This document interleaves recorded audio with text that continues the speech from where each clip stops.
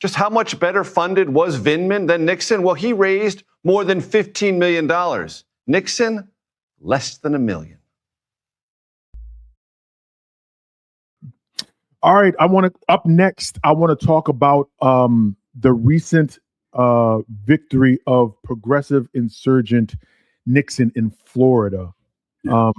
Elle brought this to our attention earlier in the week, and I want us to go ahead and tackle that if we can. So go ahead, up next, go ahead and tell us a little bit about Angie Nixon in Florida, Elle. Oh, okay. It's going to go right from the political article that we'll post in... We'll post in the show notes. Yep. Oh, okay, I thought you were shaking your head. No, not to mention. No. We'll put that in the show notes. Go ahead. Okay, perfect. State Rep Angie Nixon pulled off a shocking upset in Florida's Democratic primary for Senate, defeating her better funded key there. Very, very important piece. Better funded retired Lieutenant Colonel Alex Vindman. Also another huge component to this victory, and a massive victory for progressives that continues their success nationwide. I'll read this last paragraph and then we can discuss it. The win in a red state plays an outsized role in national GOP politics, marks one of the progressive movement's biggest breakthroughs yet this primary season, in part because other successes have been in blue and purple states. But it is also viewed as a messaging boost in the general election for Republicans who've been eager to tie Democrats across the ballot in Florida to far left politics. One of the things that I got out of this is that, one, she is an acolyte of DSA, and she's a very proud acolyte of DSA. But I think ultimately what caused her to win was that she had real grassroots in Florida. That's number one. Because Vindman, apparently, he wasn't originally from Florida, and he moved there within like a couple of years' time or whatever the case was. And because he was a left-leaning darling of the Democratic Party, because he's part of that whole Trump impeachment thing from Trump's first term and all of that, they thought that he would be the establishment's best chance at running for Senate as a Democrat. Meanwhile, this woman has put her name, reputation, and job on the line countless times in Florida. Like, if you see some of the speeches that she's given, she was talking about genocide in Gaza days after October 7th happened. Like, she was putting it on the line then. She's been one of those people that was literally going door to door to door, knocking on people's doors, shaking hands, and making sure people knew who she was. Like, so she is a part of the community. She knew the people. She knows the people, and the people were familiar and comfortable with her. The fact that the temp or the perspective of Israel is changing the country. Huge component to this. Huge component, because Vindman has been caught on camera many, many times being questioned, even by other retired military folks, asking, hey, why do you have this stance on Israel providing Israel funding and weaponry and all these other things? And he basically told all those people that they were crazy. Yeah. You don't know what you're talking about. You're like the United States is he said the general public doesn't agree with you calling it a genocide, and they think that Israel needs to be defended and so on. Mind you, every poll that I've seen, even with Republicans, conservative Republicans, is showing that, hey, they're tired of this bullshit. So put herself in an incredible place by being, one, part of the community, and two, being a real one and taking chances from Jump Street and like holding to her morals. So that's as much as I can really say for her. What do you think, Crush? What do you think? Oh, go ahead. You're warming up. Go ahead. No, the 16 million though. I think that's the two key components that you mentioned. The one was out organizing 16 million that the Vindman campaign had. Real quick, before you talk about the 16 million, just to bolster that, she did not run. Like I said, she was going door to door. She did not run any TV campaigns or any radio campaigns, my guy. Estimated no under ads $1 million on TV, no ads for her campaign. on radio. Yep. So, and the big thing was her being grassroots, and not just grassroots in the traditional, knocking on doors and holding town halls. We're talking about grassroots antagonizing, her taking the bullhorn onto the dog on floor and disrupting things. Yeah. By the way, Just how much better funded was Vindman than Nixon? Well, he raised more than $15 million. Nixon, less than $1 million. I was a mom for 12 years, so I know how to make a dollar stretch. And I want to be clear. We knew we were going to win. I am a former union organizer and I'm a current community organizer, and we work hard and we go and speak to everyone. And that's what the difference was between me and Mr. Vindman. Mm-hmm. And that's going to be the difference between me and Ashley Moody, because she doesn't like to show up to speak to constituents. And also the big thing is her being clear, using that language that people are starting to grab to.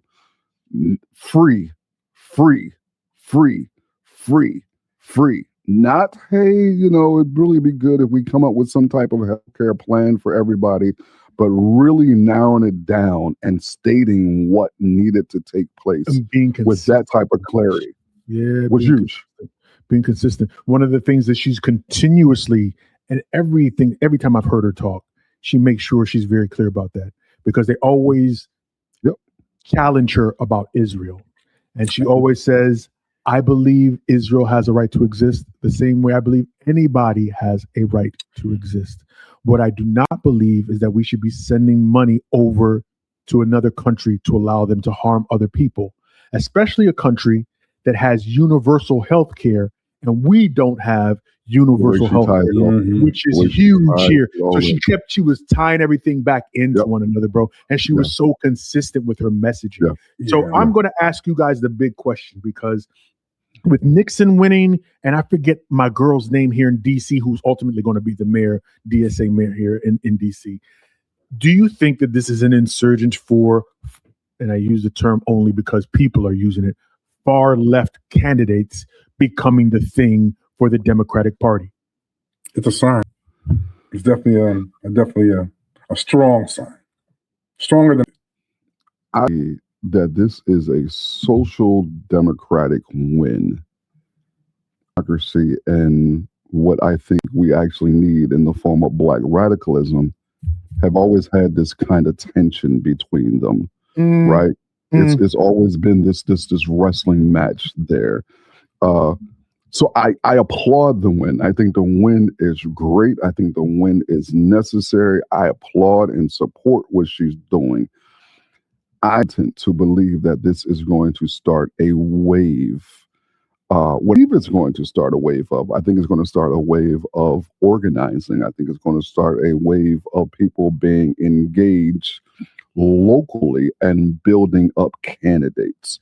Now, what that looks like, because again, to be fair, to give a context, the Democratic establishment and the Republican far-right establishment are two incredibly huge monsters who have years of solidified foundation, not only financially, but in the minds of people, right? Because very much we still have either you're one of the two mentally in how you approach politics.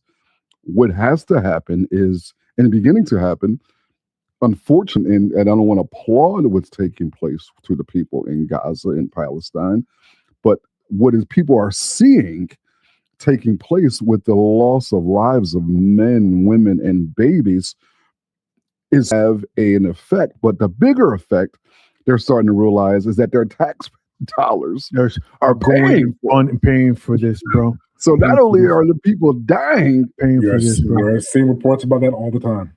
I'm paying for it, and you're seeing polls where there were usually some sort of balance between Republicans and Democrats on this stance, shifting largely in the perspective of people don't want to have anything to do clearly with Israel, not just Palestine and Gaza, but they don't want to have anything to do with Israel. They don't want to have anything to do with funding Israel. Funding Israel. Any money.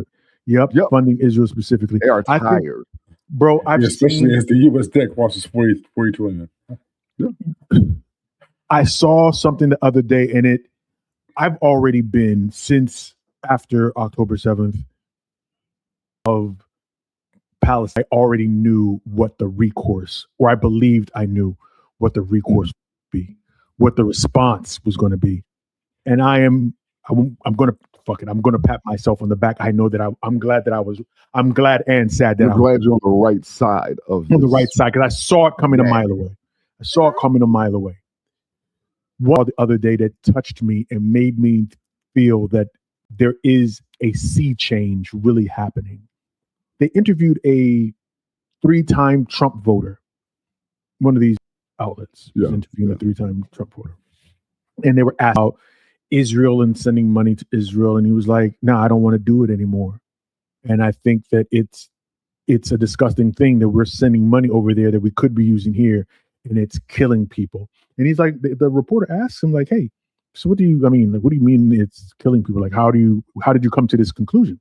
And he said he was watching something online on his phone where a father his family was bombed by Israeli IDF, and he did tools to dig out the bodies. So he was using a sifter, small flower pot sifter, to dig through the rubble to get to his baby and his wife. And it fucked him up. And he said, something like that, you watch the pain of a father as he's explaining how he's with his bare hands trying to dig through rubble to get to the remains of his family. And then on top of that, I got to look at almost $5 a gallon gas. Yes. I can't get food costs. How much food is costing, and all of the things that this administration is focusing on that they told you they weren't going to focus on, and all of the things. So it's like, nah, bro, I'm done.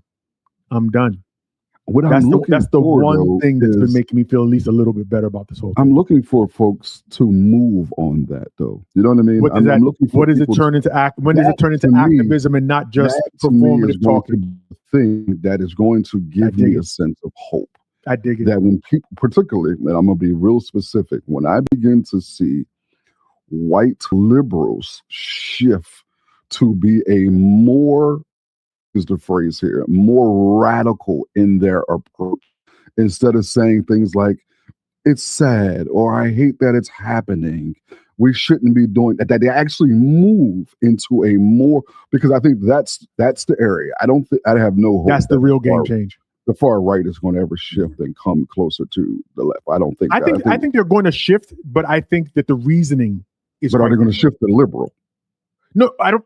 They're going to shift perspective on this particular issue. They're never going to shift the liberal. No. Yeah. So that's what I'm saying. They're going to pick and choose their perspective. We need white liberals to shift to be more antagonistic, to be more John Brown-esque. I'm not asking them to be more violent, but remember, John Brown didn't get started doing what he did until he was 50. Yeah. Like we need more outspoken white liberals instead of waiting for the Miss Rachels of the world, right? To sacrifice and give up and do the things that she has had to do, in spite of all that she's had to endure. Yeah, bro. That she has to do. So that's white liberals, again, in the words of Malcolm and Dr. King and everybody else, are still the most dangerous group of white folks on the planet, because they have the power in their hands. Let me ask you a question. Given this wave that we're seeing, given the DSA, given all of these things that we're putting into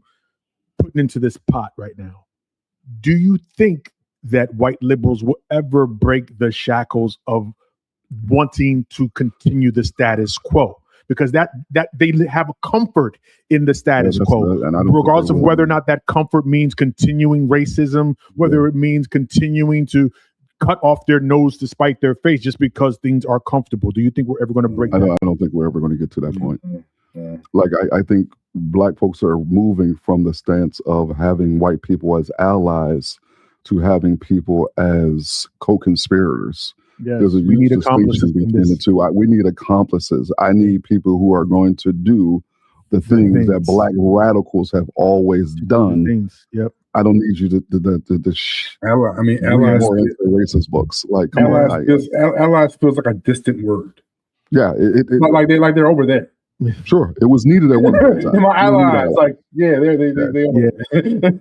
allyship is the need for allyship is long gone, my guy. Oh yeah. That ship is sick. I think black folks are beginning to see that. I think we are beginning to understand that we would have put the frame, the name liberal on what we see white folks doing. We're able to identify the behavior a lot better than there I it think is. we used to be That able is to. very accurate. I don't think we're I able think to that is accurately wildly think helpful. what it is, Yeah. but we know the actions when we Yeah, see we know the actions, and that's the thing with the progressives that we're seeing, right? They don't. I don't think black folks. I think black folks have always wanted Medicare for all, free health care, all these things. We've always wanted that.